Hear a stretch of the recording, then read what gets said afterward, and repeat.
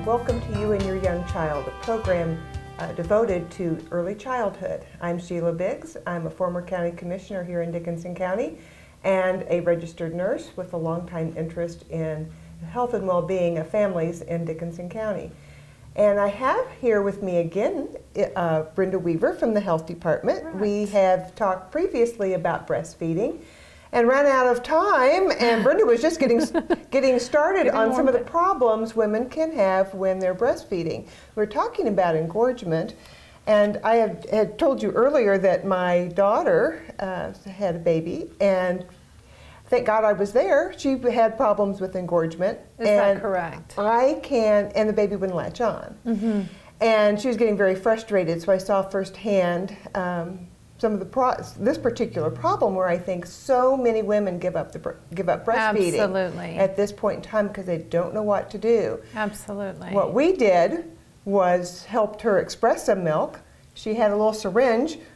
I kept putting it in the baby's mouth. By the time, pretty soon the baby wasn't quite so hungry anymore. Her breasts weren't quite as inflated anymore, and the baby sat down and had a very nice feeding. So we did solve that problem. Correct. So tell us some other ways that we could help with that. I think, Sheila, you pointed out a very good key point, and that is support.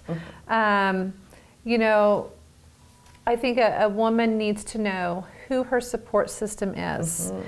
And I don't mean this to sound harsh by no means, but just because you have aunt and you have sister and you have dad in the picture doesn't necessarily mean that they are your best support. And one way that they can accomplish being a better support is having that breastfeeding knowledge.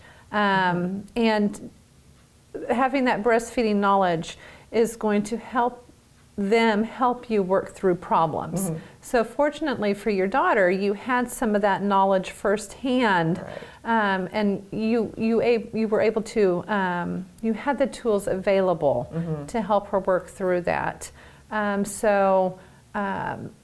You know, educate not only yourself, but encourage those who are going to be your support system to be educated as well.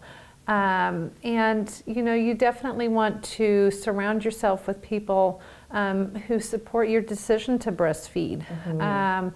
I have worked with moms who have had struggles just after a couple weeks of breastfeeding, and you know, they've had their moms tell them, well, after 2 weeks I had to give up, I couldn't make any more milk. Well, really it extends beyond that, and you know, negative comments like that kind of set the stage up. Well, my mom failed at 2 weeks, so it's only natural for me to fail at 2 weeks too. So, you know, empower yourself with information, because that is what will give you the confidence and motivation to push through any issues that may develop.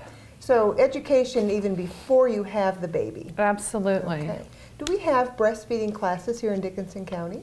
We have some wonderful services through the health department that are offered. One of the services that we provide, Sheila, are quarterly prenatal breastfeeding classes. Okay. Those are offered to all pregnant women of Dickinson County. They are free. There's no charge to attend those.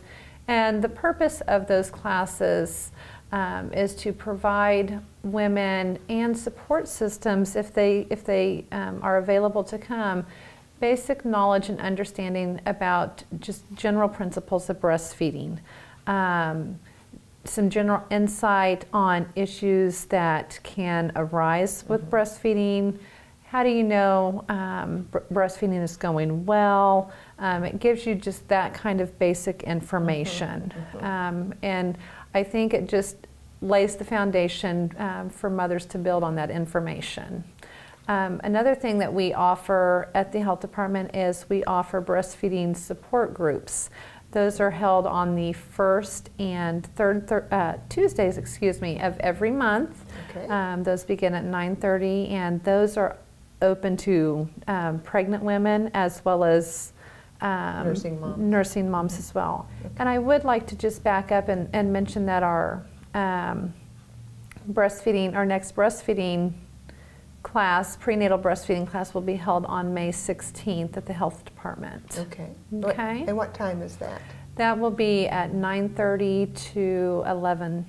Okay. 11, correct. 9:30 to 11 in the morning at the health Yes, department? correct. Okay. May 16th. Yes. Okay. All right. Very good. Any other information that you might have about support services, educational services that would be available to anyone? As I mentioned in our previous interview, we do have 2 available breastfeeding educators, myself and then Renee Reedy as well.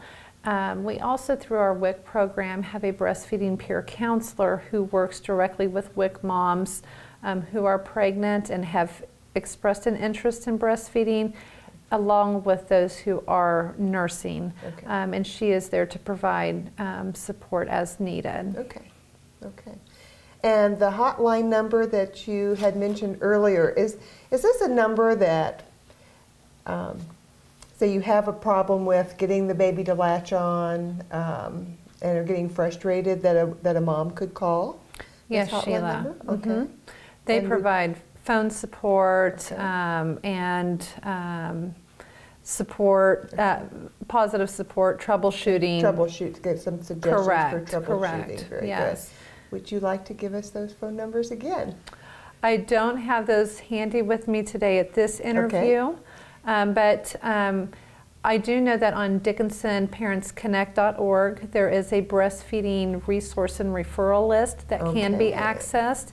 You can not only find my contact information and Renee's contact information, but there's some helpful website links that you can access, and that those 2 phone numbers are also available on that form as well. All right, very good. Okay. All right.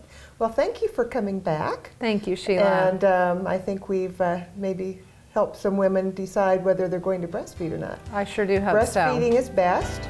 It is. And we want to do what's best for our children. Yes. Thank you, Sheila. Thank you.